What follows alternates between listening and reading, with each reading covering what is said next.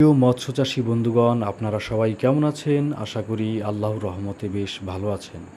আজকের ভিডিওতে দেখুন পুকুরে নতুন মাছ ছাড়ার এক সুন্দর মুহূর্ত। দূর থেকে মাথায় করে মাছ নিয়ে পুকুরে চলে এলেন জেলে। এরপর মাছগুলো পাত্র থেকে সরাসরি পুকুরে না ছেড়ে কিছুক্ষণ পুকুরের পানির সঙ্গে মানিয়ে নেওয়া হচ্ছে। কারণ নতুন পানিতে মাছ ছাড়ার আগে একটু সময় নিয়ে পানির সঙ্গে মাছকে মানিয়ে নেওয়া খুবই গুরুত্বপূর্ণ।